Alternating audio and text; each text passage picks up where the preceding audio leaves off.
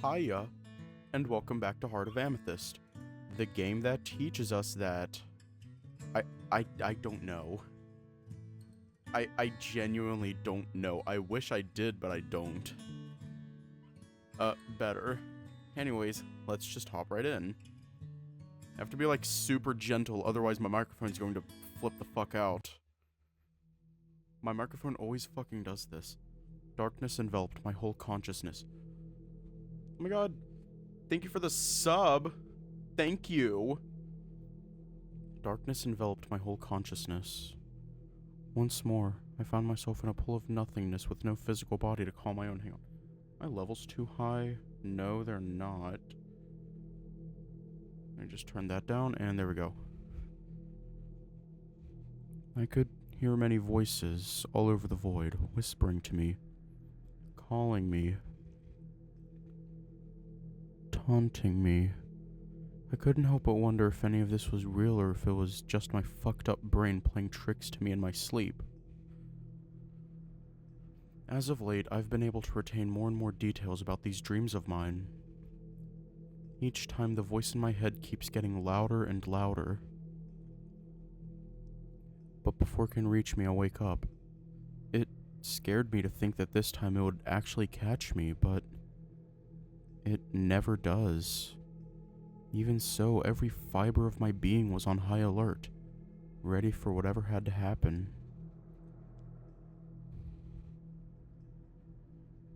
Come to pay me a visit.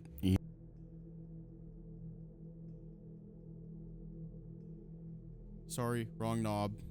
I fucked up. Hang on, let me fix that real quick. And there we go. Let me just... Come to pay me a visit yet again. What do you want from me?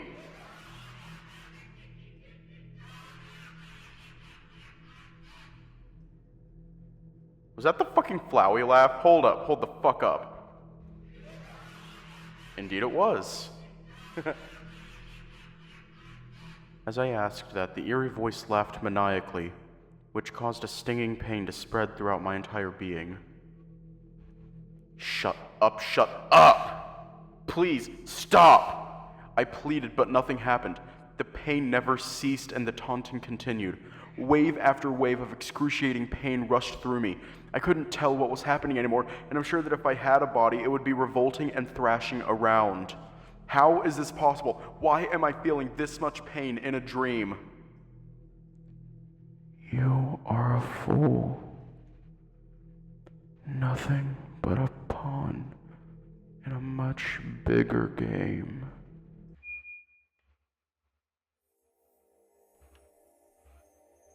Just then, when I was on the brink of madness, a white light shined right over the void, turning all that darkness into something more pure and soothing.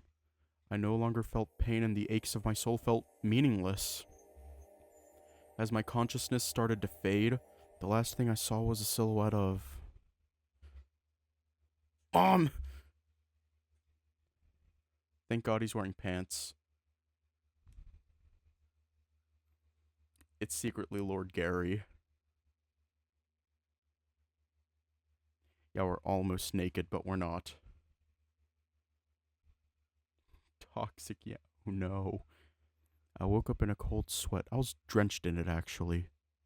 Ew. My palms were shaky and the tears would not stop running down my cheeks. What the actual fuck was that? I've never had such a vivid dream before. What I felt, what I saw... Was any of that real? Man, what is wrong with me lately? I rubbed my temples, trying to catch my bearings. The room was very dark, with the only thing illuminating it being the dim light of dawn coming through the window. Man, I've only been within the walls of this castle for 2 days, and so far I've had 2 of these horrible nightmares. I can barely sleep anymore. I don't think I'll last the other 5 days we'll be staying here if things don't change. I said it once. I said it 1,000 fucking times. You're not updating because you'll fucking die. stop saying that you want to update, because you'll die. A painful, horrible death. I know. I looked down at my pillow, covered up in sweat, and I cringed at the thought of going back to sleep. Maybe I could find something to entertain myself with. A bath is always an option, I suppose. Yeah. Let's do that.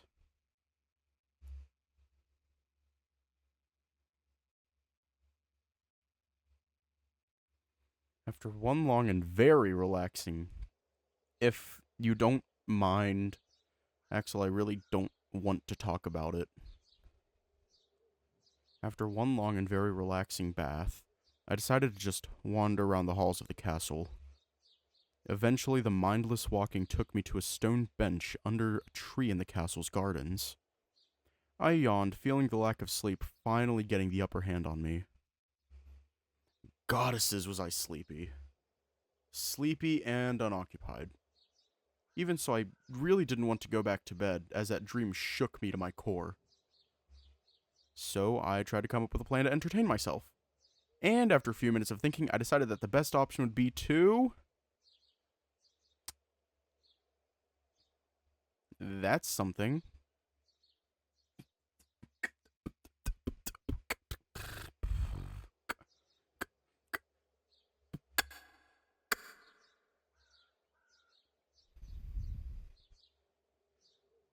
Consume the books. Honestly, I would feel really guilty if I didn't continue with the investigation at this point. I'm so close, I can almost taste the truth. Besides, I've lost 10 years of her life already. I don't know if I can give myself the liberty to waste any more time. And the library did sound like a good idea to gather information. Maybe I'll even find something about the Apostle. It's a long shot, but it can't hurt to try, right? So, with nothing left to plan, I stood up from the bench and then headed towards the castle's gates. Legitimately, that's what I thought was going to happen. Hopefully I won't get lost. Although the higher city is still unknown to me, so perhaps I should ask a guard to point me in the right direction.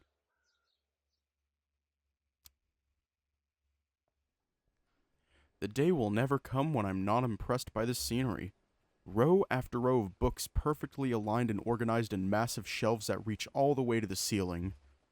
These same books flying around as if they were birds in their natural habitat, and the relaxing sound of occasional page flipping resonates loudly throughout the empty halls of the building. It was magical in its own way. I returned my gaze to the pile of books still ahead of me, waiting to be read. Then my attention shifted to the girl by the front desk.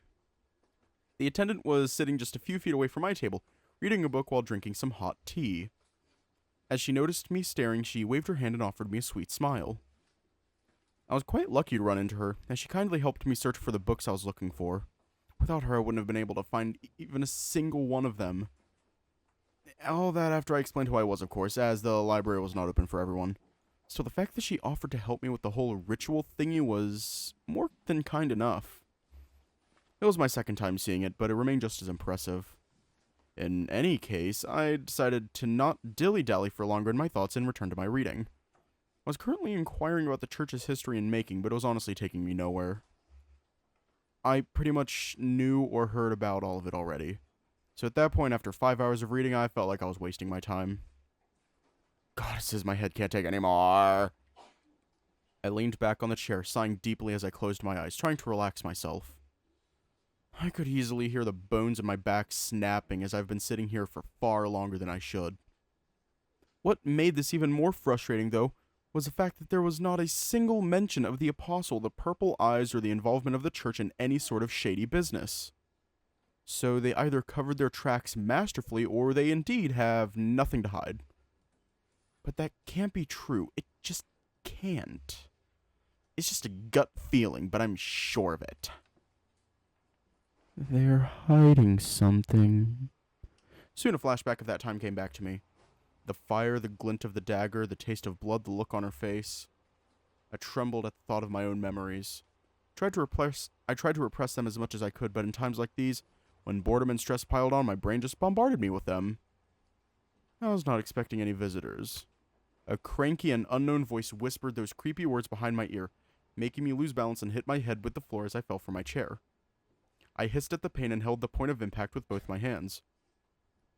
Then I looked up and saw the laughing face of Acollis, who was just standing there with a few books in his arms. Bitch! Bitch!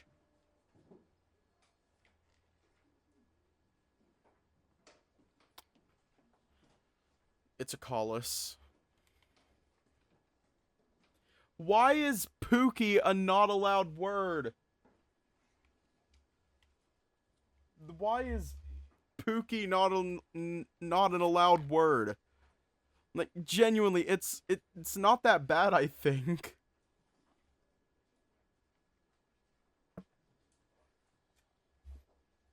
Automod is literally Hatsune Miku. That's not a joke. Automod is actually Hatsune Miku.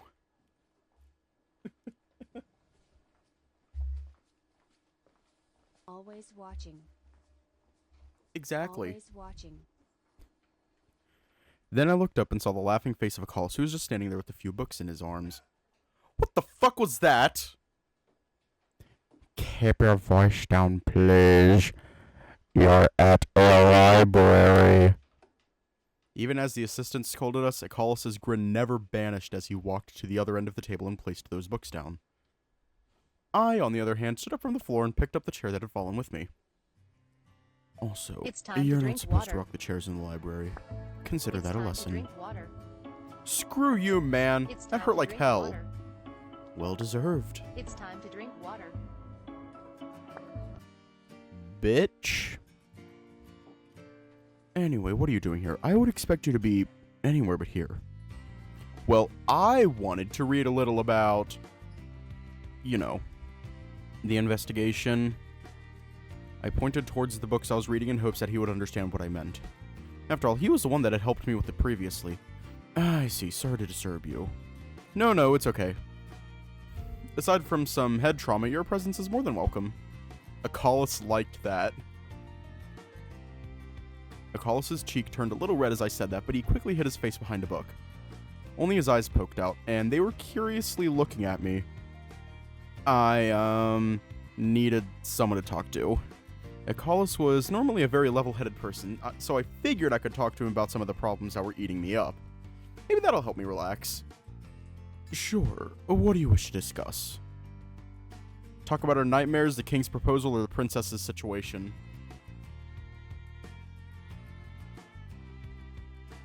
I finally cracked my neck. Yay!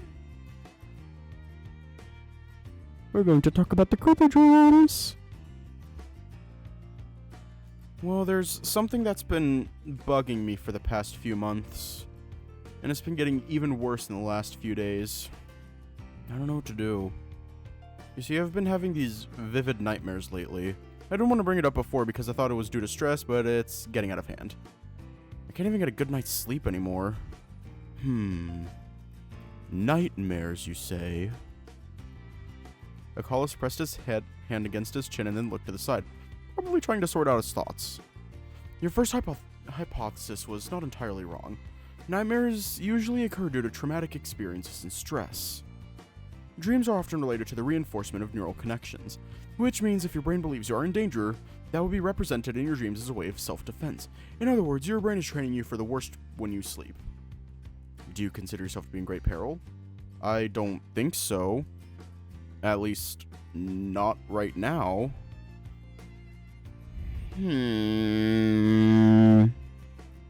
Is that so?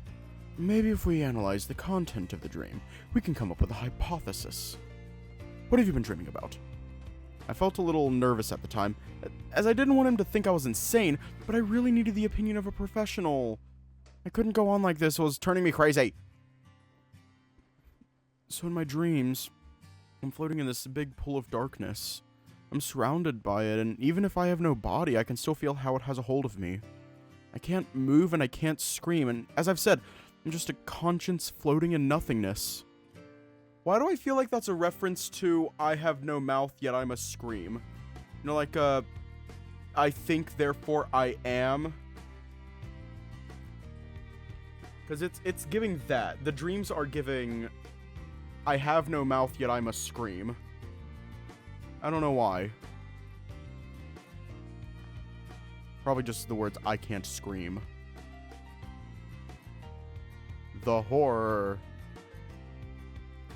Then I start hearing whispers, voices that infiltrate my thoughts, and I can do nothing to stop them. Eventually, this thing shows up. It talks to me, usually to say some negative comments, though. Then, as it's about to get me, I wake up. Akala sat quietly throughout my whole explanation, his eyes fixed in mine as he was analyzing every word that came out of my mouth. I see. Very frightening indeed. Oh shit. Give me a moment. I remember reading about this somewhere. Let me see if I can remember the title correctly. Akala stood up from his chair and then walked to the center of the table where that weird symbol was. Placed his hand on top of it and performed the familiar ritual. Moments later, a single book came flying and landed perfectly in his hands. Let's see. Teeth falling. Snakes. Naked in public. I chuckle and Akala's cheeks went red immediately. I'm gonna keep my mouth shut. He was so cute. I loved that part of him. Here, being unable to move.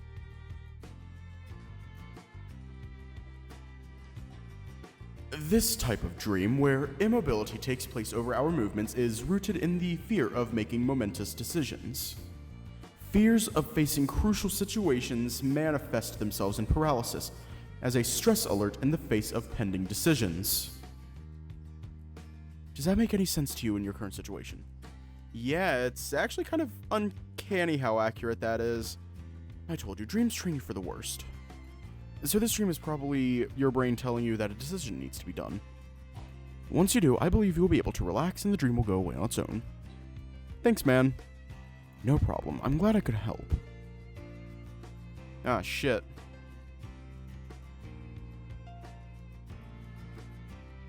How many books can we stack onto Akala's head?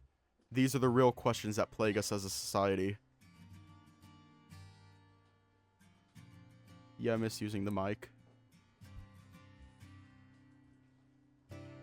Talk about the king's proposal. By the way, I'm not supposed to be telling anyone this, but I dragged my chair closer to the wolf, to the point where I was sitting mere inches from him, then I whispered in his ear.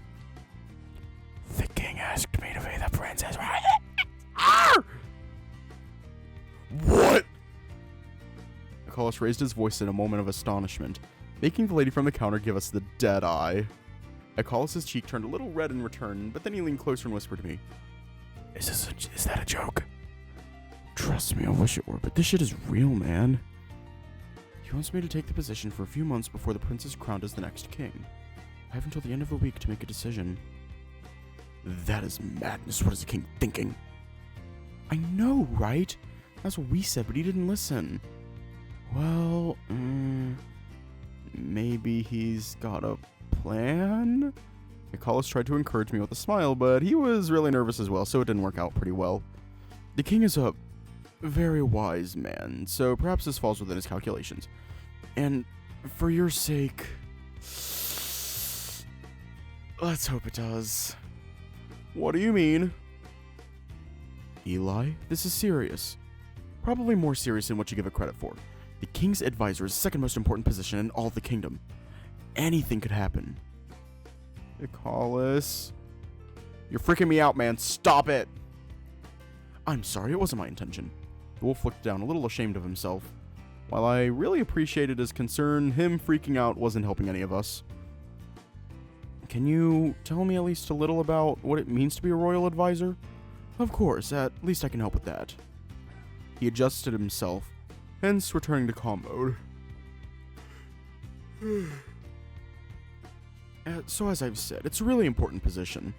Usually the heir chooses his own advisor, but it seems the king wants to force the role into you. You'll be in charge of making very important decisions, such as passing laws, punishing mayor criminals, and dealing with external and internal affairs, among other things. King Brandon makes the final call, of course, but a good king always listens to its advisor. That's why it is well known for royalty to pick their closest friends for the position. But I barely know Prince Brandon. Indeed. Who's the current royal advisor? Oh, that would be Lord William Malner, from the Malner dynasty. They rule over the land of Cantropia, up north. He and King Areolus have known each other since they were kids. So he's also pretty old, huh? Yes, they are close in age. Is there anything else you would like to know? How about your opinion? You think I should do it? Well, whatever you choose will not be easy. If you deny the position, you will no longer have a title unless Prince Brandon decides to rename you as his retainer. So I'll probably be thrown out of the castle. Let's hope it doesn't come to that. For your and the rest of the retainers' sakes. Damn, of course! You guys are in the meat grinder too! Icarus sighed deeply as he offered me an apologetic smile. On the other hand, if you decide to become the advisor, you'll be thrown to the wolves. Both literally and metaphorically. Which means I'm screwed either way. Well, I certainly don't envy your position, but it could be a lot worse. Think about it. You've been given the chance to influence the opinion of the most important figure of the entire kingdom. I wouldn't take that lightly. My advice, think about it thoroughly. Okay, thanks, man. No problem. I'm glad I could help. At least with knowledge. The princess's situation. So, I'm not sure you know, but the princess is getting married. Yes, I heard the rumors. Certainly shocking, isn't it? Tell me about it. I met with her that night. She seemed pretty upset. She's probably distressed. Sadly, she has no say in this. It's customary for the princesses of the royal family to be wed to important husbands. Fuck, I can't stop yawning. Damn it. That way they can make strategic connections with other families and in so strengthen the crown. It's their duty, so to speak. That's bullshit. They should be able to make that decision for themselves. The fact that they're forcing them, it's just awful. After that, we both remained quiet. I could feel the tension building up between us. We were clearly both displeased with this in some way. Talking about it wasn't going to change anything, though. So I guess we decided to move on from the topic. Magic. Oh, by the way, I've been pondering about magic lately. After the first class, we haven't talked much about it. Besides, a presentation at the King's Ball got me thinking. How does elemental magic really work? I mean, even a rock can do it, apparently. Why can't I? Hey, don't feel bad. The rock is a technological discovery of the century, and you are untrained. You tried to train me, and it didn't work. Maybe we should try again some other time for now. I feel an explanation is necessary. Because a rock can't do magic, Eli. A scholar programmed that rock to do magic. There's a difference. Nicholas graced my shoulder with his hand, but immediately took it away as his cheeks turned a little red. Alright, I'm listening. The wolf smiled and wagged his tail at me as he tends to do when he explains things. He's just a big softy nerd who likes to hear himself talk, and to be honest, I really like that side of him. So, as I explained before, we all born with different eye colors. Each for a different type of crim use, correct? So, blue-eyed people are born with the innate ability to understand and see the natural flow of mana outside of themselves. What I'm trying to say is people like me have an easier time understanding the world around us.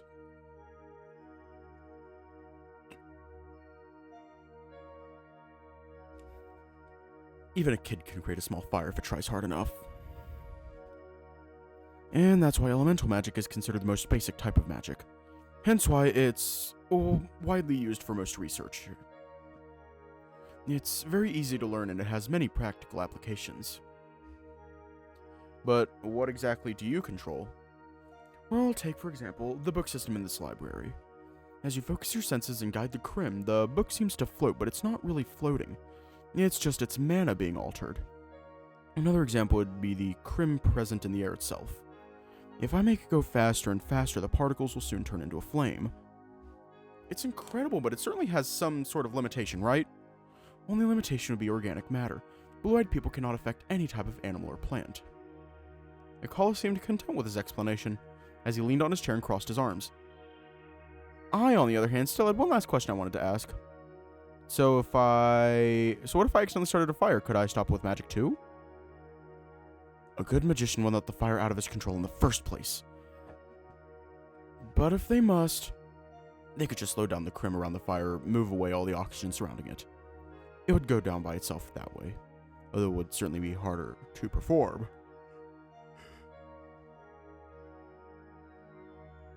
I see. Of course, that idiot wouldn't be able to do such a thing. He could hardly put two and two together. Are you okay? Yeah, I'm fine. I was just lost in thought. I nervously responded and tried to brush it off. Nicholas was looking at me as I would decide to start a fire at any given second. Although thinking about it, it's a fair assumption given my old record. Luckily, he noticed that I didn't want to talk about it and questioned me no further. Well, I should get going. I'm still on the clock and there's a lot to do. Thank you for the diversion, though. No problem. Thank you for listening. The wolf nodded at that and then rose from his chair. He put it in place before waving back at me. Then he turned around and walked away into the endless library halls. As Akalis's presence vanished, my mind started to wander about everything we talked about. Shit, my laptop is pissed. A single sigh escaped my mouth as I decided to stop the investigation for today. There was no real use in reading any more of these books after all. I'll have to find my sources somewhere else.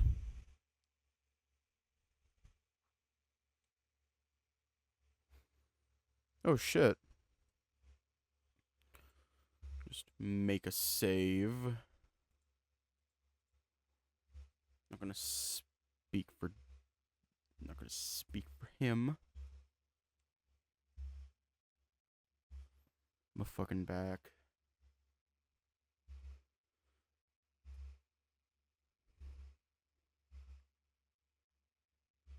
No, I want to hear the pun.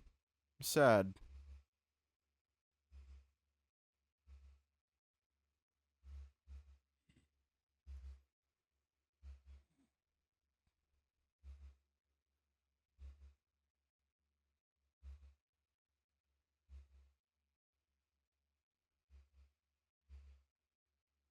I'm sad now. I wanted to hear the pun. Developer, if you're here, I want to hear the pun. Please. I would like to hear the pun. I like puns. The silly wolf or the dilf?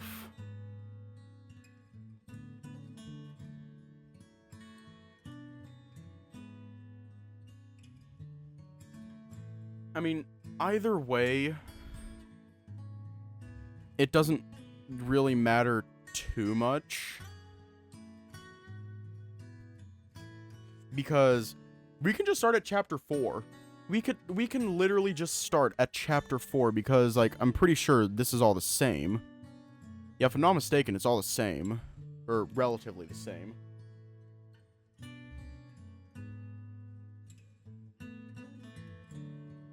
Yeah, I could be wrong. But, like...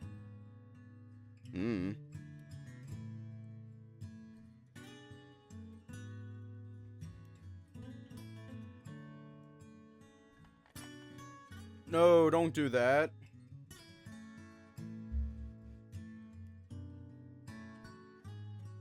Yeah, there are differences in dialogue, so we're gonna do Almond. We lost, because we suck. After his meeting with the unique character, and once his talk with Almond was over, Eli makes haste back to the main event. All the royals seem excited about what is to happen, and Eli couldn't possibly be more confused. Is there only one possible thought in the fox's mind? What was the fuss all about? Do you want to start here? Yes.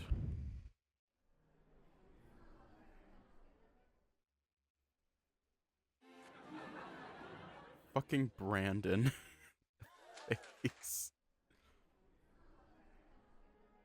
We're building our saves. And speed running. I'm sorry.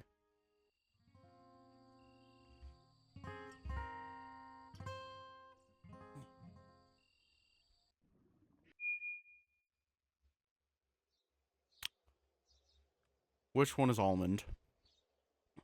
Sneak 0. We do not have any skill. Okay, let's use critical thinking. Yeah, that's probably it. Well, thinking about it, didn't get to see much of the markets as I was busy worrying about the mission.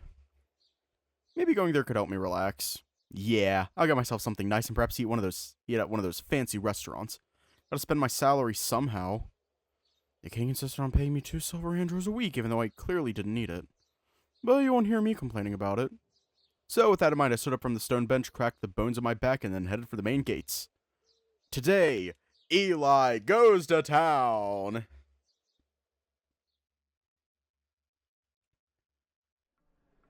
Same as last week, the streets were packed with all sorts of people. Many kinds of vendors had their stalls all over the streets, while the fancier shops turned their signs from closed to open. I wandered around aimlessly as I browsed through the vast selection of items. There were a few things that caught my attention. For example, I bought some herbs that smelled amazing. I was definitely planning to draw myself a bath with those. So I bought a fancy looking pen, some cloth for Zach, a rabbit's foot, and some laprum, which I decided to eat under the shade of a tree. So I made my way there. Damn, the morning heat escalated faster than I expected. Now I'm sweating buckets. I could really use a dip, but the people here don't seem like the type to just take off their clothes and go bath themselves on the lake. A shame, really. It's a fairly common activity in the lower city. Suddenly, a rush of nostalgia and homesickness hit me. It's only been a couple days since I last went there, but now I feel like I belong to a whole different world. Not in the sense of I'm better than them. Of course not. Those are my people. It's more in the sense of the old days will never come back. Because I feel like I've reached a turning point in my life. Besides, I can't redo the mistakes that I've made, and that has been eating away at the back of my brain. Fuck, I was supposed to come here to relax, and now I'm being a depressive asshole as usual. Get a grip, man. I mentally punched myself, not wanting to ruin my day of relaxation with unnecessary thoughts. But then my world went dark. It was so sudden that it made me feel dizzy and lost. What was happening? Was this an attack? Was I getting abducted? As my mind was racing, I noticed the softness of someone's hands on my face and the heat of the person's breath on my ear. Guess who? As I heard his voice, all the tension in my body quickly vanished, and the fear was soon replaced with annoyance. Tried to elbow his groin, but he dodged the incoming hit with ease, never dropping his hands from my face. Nuh-uh. No cheating. Almond, I swear to the goddesses, next one is going for the face. Yay! You guys are right. As the wolf stopped covering my eyes, it took me a while to properly get used to the change of lighting. But as my eyes adjusted, the first thing I saw was the wolf's dumb face right to my left as he leaned over my shoulder. And now, your prize. Leaned forward over my cheek, but before he could kiss it, I pushed his face away. Back off, lover boy. It's just a little kissy. Almond. Okay, geez, mate. You ain't fun. We're in public. Oh. So, if we weren't... I'm giving you one last chance to start this conversation as a normal person. Almond chuckled at my reaction and then moved to sit to my right, jumping over the bench in an over-dramatic and unnecessary fashion. So, what you up to, mate? Doing some shopping? Yeah, I had a bad dream this morning and wanted to unwind a little. It's nothing, don't worry about it. Putting up a fake smile, I tried to be reassuring so he would drop the topic. I really didn't feel like discussing my dreams right now. What about you? What are you doing here? First it looked like he really wanted to ask about what had me down, but he noticed my silent plea and moved on. Nothing much, really. I was getting some feathers from my arrows. Didn't expect to bump into you here of all places. Yeah, what are the chances, right? With a city this big and you being so small. It must be fate. Don't call me small. Funny, that's the part that caught your attention. My cheeks turned to a very deep shade of red as Almond continued with his vicious flirting. Goddesses, why does he have to be so handsome? Okay, I think I should go. Wait, sorry, mate. I'll turn it down a notch. Promise. Make it 2 and we have a deal. We shared a laugh together, setting a better mood than the weird flirty thing that he wanted it to be. Although I was kind of liking it. And that comment shall never see the light of day. So, what you got there? Oh, nothing much. Some herbs, cloth, fancy pen, and a rabbit's foot. Never expected you to be superstitious. I'm not. I just thought it was cute. Now that's the side of you I hadn't seen. You like cute stuff? Do I like cute stuff? I mean, I don't really mind them, and this was more of a compulsive purchase than anything. Not really. I just wanted a souvenir. Ah, shame. I would have bought you a ribbon and a cute dress. You know, that's the second time you fantasized about me wearing a dress. Is there something you're not telling me? I raised one eyebrow at the wolf, but he just laughed nervously as he looked away. Never mind that, it was just a joke, mate. Uh-huh. Anyway, how about we play a game? The wolf's cheeks turned to a cute pinkish red while he scratched the back of his neck nervously. He was clearly trying to change the subject. I decided to not dig deeper into Almond's weird kinks and agreed to play whatever game he had in mind. Sure, hit me. Almond liked that. No, not like that! Not like that. Alright, so rules are simple. You gotta pick someone among the crowd and say random emotion at the same time. Whoever manages to guess what that person is feeling gets a point. We go until one of us gets 3 points. Sounds good, mate? That has to be the weirdest game I've ever heard about. You in, though? I mean, I have nothing better to do. Although, how am I supposed to know what they're feeling? That's the neat part! You don't! Just guess. It'll be fun, mate. If you say so, we betting something? Ah. I like what you're implying there, mate. What you got in mind? Well, I was thinking, how about the loser has to do whatever the winner wants? Just once, though. Don't go crazy. I bet. He extended his hand, and I took it. And I shook it, sealing the deal. We're gonna lose. We're gonna lose majorly. I was really hoping I didn't end up regretting this. So I spy with my little eye. That old lady over there. What do you think of her? Almond pointed to a sweet old lady with way too much makeup on her. She was holding herself with a cane as she browsed through a selection of different herbs. That old lady was...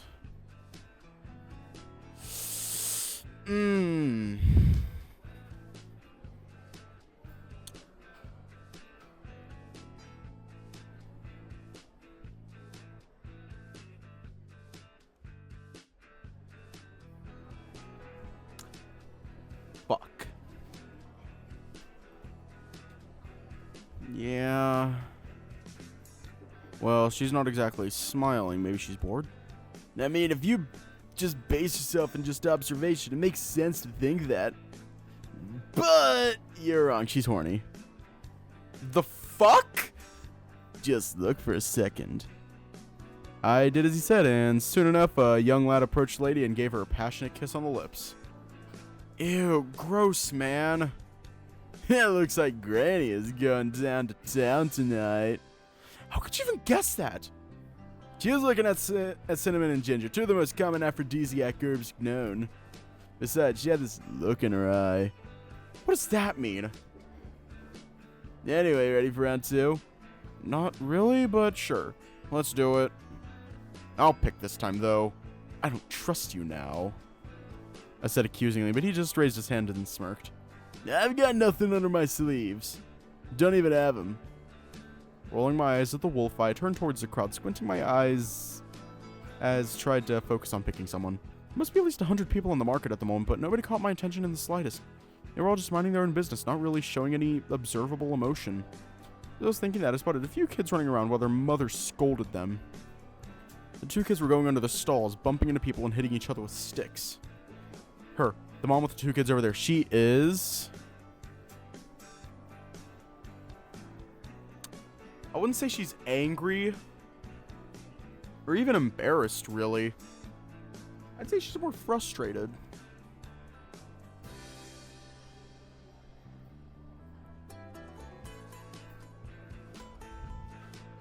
No, we'll go with embarrassed. I think she's got to be embarrassed. Those damn brats are making a mess and everyone's probably blaming her.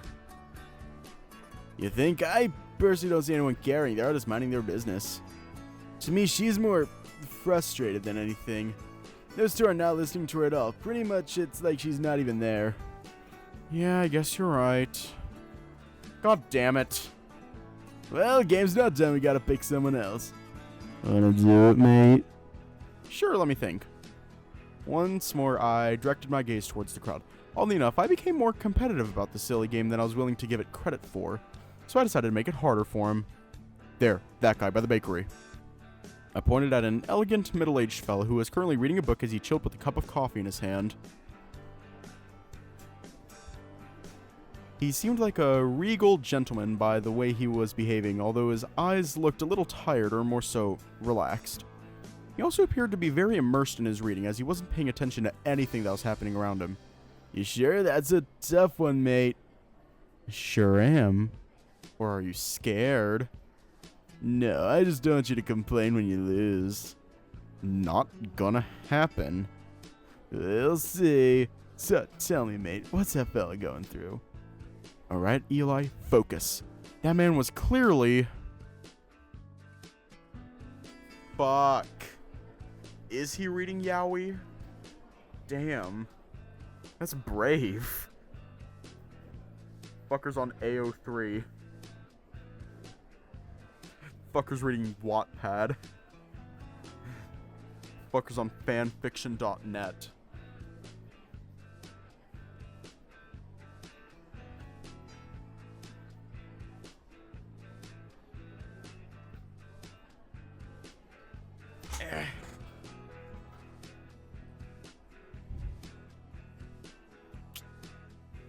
I'm gonna say he's more relaxed than anything else. We're going with relaxed. He's in a complete bliss, man. I mean, I would be too if I were in his place.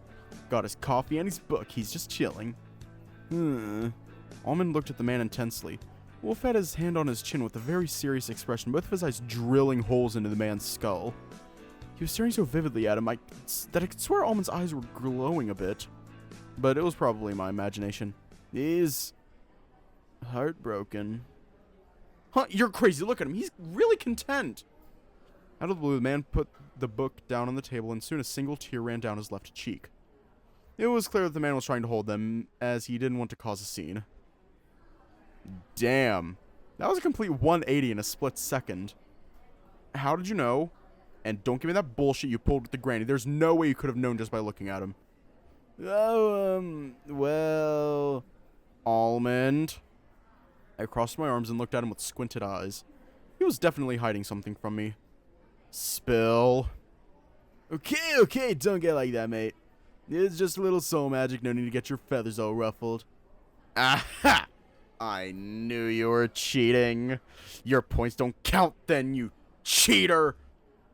Okay, fair enough, I'll give you the win then. But I didn't win. I didn't get 3 points either. Well, consider it a participation award then. He offered me an apologetic smile, and I couldn't help but smile back. He's such a dumbass.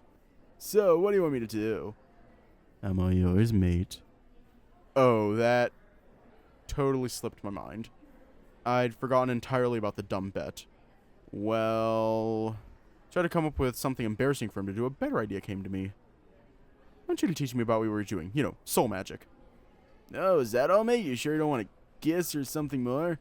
Wolf seemed legitimately disappointed at my answer, but I was really curious about what soul magic entailed and what could be done with it. Nope, I'm good. I just explained it to you without the bet. Well, that's what I want, so spit it out. It's a bit complicated and I ain't no teacher. But sure, I'll give it a shot. Soul magic is the hardest type of magic to master for one reason mainly. We have no fucking clue what a soul actually is. There are many theories, but aside from what the church has said, scholars don't waste their time on the topic because it's very abstract. And soul magic ended up being neglected. But don't let that fool you, mate. It's very useful if you know how to use it. So, what can it do? Well, from what I know, soul magic can both alter your soul and the others. For me, the soul is what makes us what we are. Emotions, dreams, our perception of reality, our thoughts, etc. All of that comes from the soul? Yeah, and someone like me, for example, can perceive other people's feelings more easily. That's what you just saw me do. I also specialize in altering emotions. For me, it's very easy to make someone feel sadness or glee, strong emotions. It only lasts for a few seconds, but by then they've given me plenty of opportunities to either put an arrow through their necks or get what I want from them. Huh. Sounds very useful. Rather than useful, I would call it resourceful. It gives you an edge over the others. You get it, mate? I do, I guess. Is that all? Well, I sometimes use it to get on someone's pants. Get them in that horny mood, you know. Almond had a devilish smirk on his face, and I couldn't help but blush at the thought. But then it occurred to me. Wait. You asshole! You used that trick when we first met at the shooting range. The day you almost got into my pants. Literally. I knew it wasn't normal for me to feel so horny all of a sudden. Well, I did, but I felt bad. So I'd never done it again, I promise, mate. Gosh, you're such an idiot. Almond looked very sorry for what he'd done, and, well, he'd been winning me over in the past few months. So I guess it's not the end of the world. Fine, whatever, water under the bridge. But I mean it, you better not try that stunt again. Got it? Yeah, mate, I promise I won't. Okay, anything else I should know about soul magic? Well, those are all the uses I give it. They're theories mostly, but as I said, it's the most underrated type of magic. Some people say it can be used to take away a person's will to live, but I've never seen something so extreme. Oh wow, that's intense. Yeah, tell me about it. Almond turned his gaze at the sky, then facepalmed himself. Shit, mate, I gotta go. Wolf stood up from the bench in such a hurry and took the bag he had brought with him.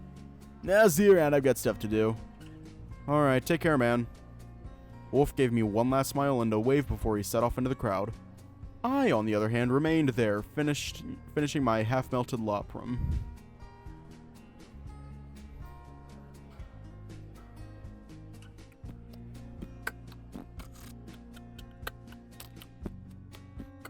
Hang on.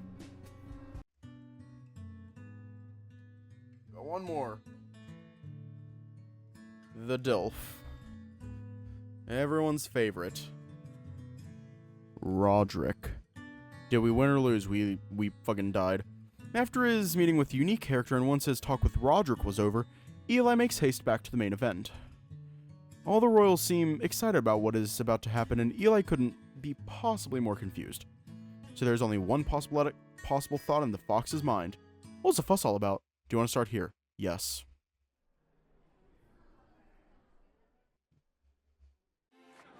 Dilf. Is Roderick a Dilf? I mean, Brandon's a Dilf. Or he fucking better be a Dilf. My mind rushed as I recognized that voice. It was Sir Anthony. What a pleasure to meet you again. Anthony? The prince raised his eyebrow as he turned his attention towards me. That's my second name, your highness. I introduced myself to strangers like that. I got the feeling you didn't bite entirely, but luckily for me, he decided not to press any further. Sir Anthony. Bitch. Sir Anthony. Is that actually his middle name?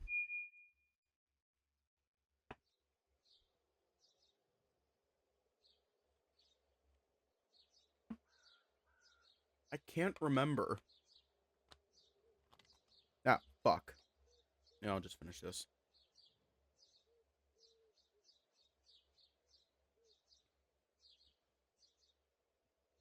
Don't do what I do, kids.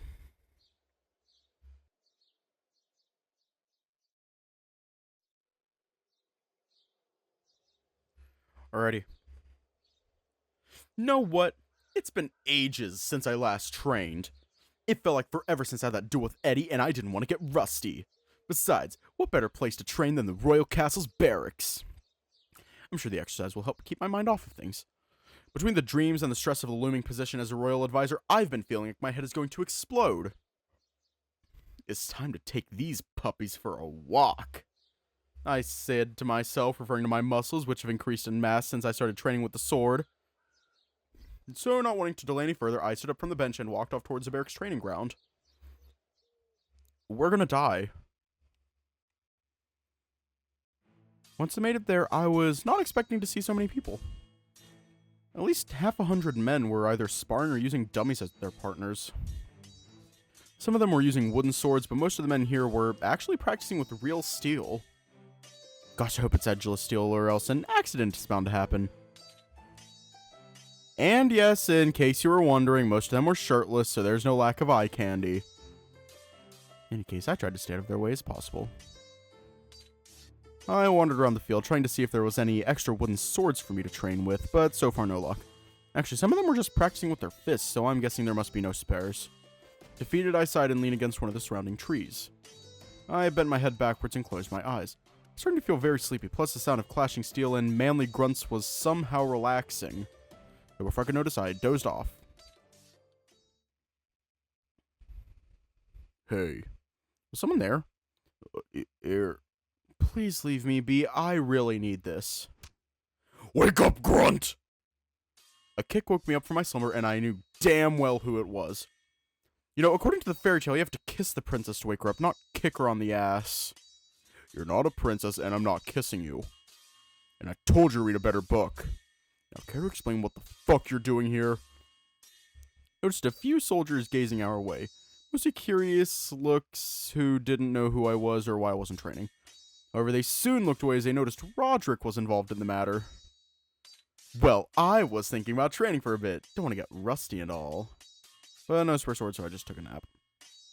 Roderick looked back at the men, and then back at me, then he sighed. Suppose you're right, but who says you can only train with a sword? Come, follow me, runt. The wolf led me to a side of the field where no one was currently training. As I followed him, I finally noticed how dirty the knight was. His hair was a complete mess, his fur was unkempt, and he was sweating buckets. All signs that he's been training for a while. When did the training start? In the morning. You were asked to lead the recruits? Yes. Why so cranky? I teased and he raised his eyebrow with an exasperated expression. Because they drive me nuts! Just like you. Now get ready. I nodded and then took off my own shirt, getting in stance, as I'd done so many times in our past training sessions. So, what are we doing? Wrestling. Know it goes? Not really, no. Why am I not surprised? I just shrugged at his comment and he sighed heavily in response. Look, it's simple. The goal is to pin your opponent to the ground, and whoever does it for 10 consecutive seconds is the victor. And you expect me, a young small fox, to pin you down. Look, size and strength are not everything. Besides, I'll go easy on you, so stop complaining. Well, he's got a point there. He's been rough in our training sessions, but never to an extreme point. Now, what the heck? Let's give it a try and sweat a little. Roderick liked that. God damn it. Alright, here I go. Good. Come at me! Took a deep breath before launching myself forward with as much strength as I could. Say whatever you want about Roderick, but his strict training regimen has boosted both my strength and my resistance by a mile. That said, clashing against this man was like running into a brick wall. Nothing can move him. Sloopy! If you're going to tackle someone, do it with your head up and your legs steady, or else. With a swift move, Roderick tripped me with his leg, and before I could understand what was happening, I was flying over his head. I hit the ground like a potato sack, and the pain came soon after. I hissed at it and gritted my teeth. Son of a... See what I mean? He said with a smug grin plastered all over his handsome face. Gosh, even when he's being an asshole, he's gorgeous. You call that going easy? Man up, runt. One hit shouldn't be enough to put you down. Now get up, we're not half done yet. I knew there was no point talking him out of this, so I did as he said and got up. Some bones cracked, but I guess I was alright. Remember what I told you. Steady. Aha. With a grunt and a swear, I threw myself back at him. This time I managed to struggle for a little longer, keeping myself in place. I knew for a fact he could have gotten rid of me if he wanted to, but he noticed the improvement in my form and decided to hold himself back even more. Good. Now, kick my leg and try to trip me over your shoulder. You crazy? You weigh over 250 pounds, man! I told you wrestling is not about strength! The heavier opponents are, the harder they'll hit the ground. You just need to find the right angle and use your opponent's strength against themselves. Okay, just tell me what to do. Put your dominant leg behind mine and use it as a hook, then pull. Once you notice I lost my balance, you lean backwards a little and you take me with you. Gravity will do the rest if you've done it right. Won't be easy, but at least try. Tried to do as he said, but it was no use. The wolf wasn't moving an inch. Pretty sure my face was getting red as tomatoes from all the effort I was putting into trying to move the man. It was ridiculous. Okay. Maybe strength plays a major role. Fuck you, man. It was a good try, Runt. Anyway, let's go again, but this time try to use whatever means necessary. You sure? Kick him in his testicles. Yeah, just come at me with everything you got. Well, here goes nothing, I suppose. Took a deep breath and got into stance again. I'm pretty sure clashing with him is not the smartest idea, so I needed to come up with a creative way to bring this Titan down. Kick him in the testicles. As I was trying to come up with a plan, the wolf dashed towards me. Both of his hands tried to grab me like before, but luckily I dodged them and got out of the way in time. He immediately retaliated by punching me with the back of his hand right on the snout.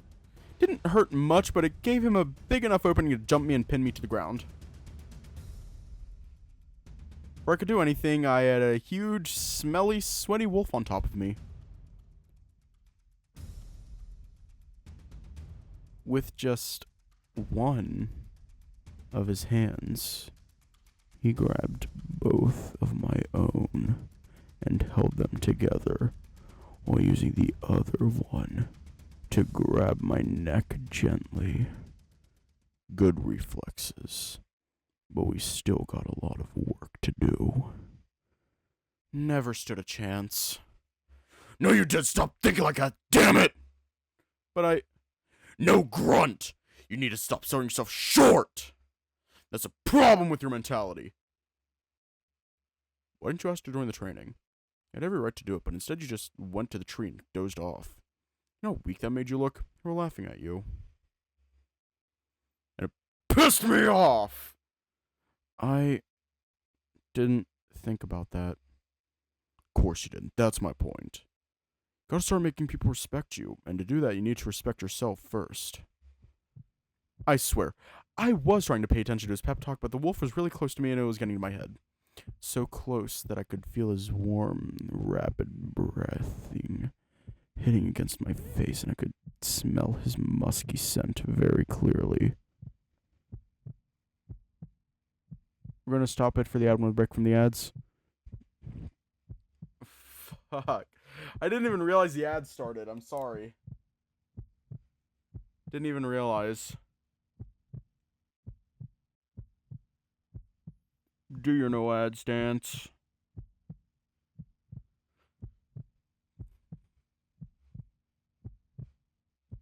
So close that I could feel his warm, rapid breathing hitting against my face.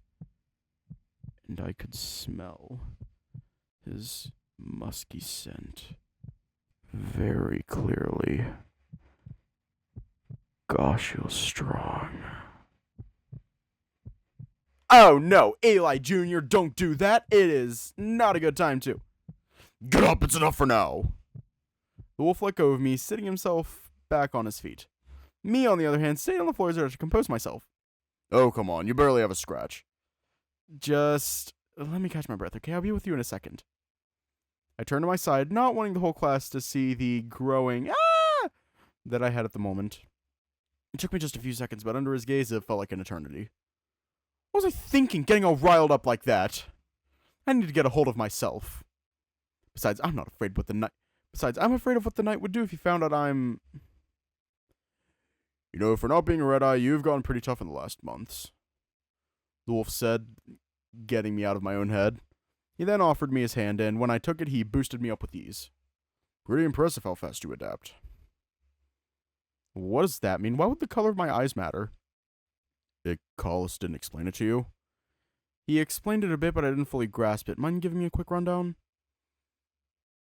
Well, I don't know much about the other uses of mana. Then just explain the red eyes magic. Ugh, fine. He rolled his eyes, trying to act as if this was that much of a bother, but I knew deep down he enjoyed teaching. Physical mana is the easiest to understand, or at least that's what the scholars say. It's a type of magic used to enhance one's body to its limits. So instead of punching me hard, you would punch me very hard. Yeah? It's not only that. Yes, your muscle mass increases, and with that, your raw strength. But it also enhances your stamina, endurance, and your resistance to pain. If you take it too far, though, you'll practically become a senseless monster. A monster? But there are other practical uses! You can close your own wounds, prevent them from bleeding out. Some train their eyes rather than their whole body and use the mana to enhance their vision. Most hunters do this. Same can be done with all the other senses. It's just a matter of choosing what you want your body to be like. The wolf crossed his arms and then looked at me, probably inquiring if I understood all he was saying. I nodded back at that gesture, smiling. By the way, what is a battle aura? I think Ruby used it on me when I first met her. Why do you think that? Well, one moment I was talking to her as usual, and the next I was about to shit my pants. Call me crazy, but I don't believe that's normal. As I told my story, the wolf couldn't help but grin back at me. Well, that's basically it. Red eyes can project an intimidating feeling to the foes surrounding them. It's quite useful in battle, as it renders enemies useless. Although it doesn't work with everyone, only with the weak-minded individuals. Roderick's grin returned to his face, as he was clearly making fun of me for falling under Ruby's control, while at the same time proving his point about my mentality. In any case, there's one more thing that I want to show you. Really? What is... Matthew! Ah, shit. A young-looking soldier looked up from the mention of his name. The sword. Young man nodded and threw one wooden sword at the wolf. Strength mana can be transmitted in all small portions to other objects. Although it's extremely difficult to do so and not many people can master such a skill. Now look at this tree. Without a second thought, Roderick swung his sword into the tree trunk but barely managed to leave a dent on the crust. This sword is not meant to slash and much less kill, correct? Yeah, I suppose so. That's why it's for training. Indeed. Roderick took a deep breath and looked at the tree again. For a second there, his eyes had a certain glint to them. Before I could comment on it, the wooden sword was already halfway deep into the tree trunk. My mouth felt agape at the showcase of raw strength and power. Made me wonder, if he could do all this with a mere wooden sword, then how much damage could he do with the real one? He could probably chop the entire tree with a single swing. And that's the real potential of the physical mana. If you imbue your weapon while at the same time enhancing your own abilities, well, you can see for yourself. It's incredible. For the first time, I saw Roderick pleased with himself. Was he enjoying showing off to me? That's new. Captain! One of the soldiers that were training nearby approached us, immediately changing Roderick's expression. We are done with the drills and exercise. We await new orders. Very well. Roderick said as he turned to face me. Go find another place to nap, runt. We'll speak later. And with that, the wolf left me alone as he walked towards the trainees. As the wolf walked away, I took a glance at the sword stuck to the tree. I would have never thought that something like this could be possible. The knight really was an impressive fella. So strong. So manly. So big. And as the memories of Ascent came rushing back to me, I started to think about what other attributes could he enhance. Before that was too noticeable, though, I took off and headed towards the bathroom. I needed a cold shower ASAP. God damn. Just goddamn. Say DILF.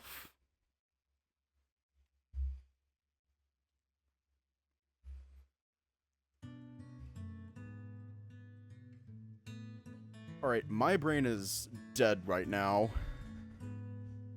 I just got back and already my brain's dead. So, stay safe, have a good night, and I will see you all tomorrow.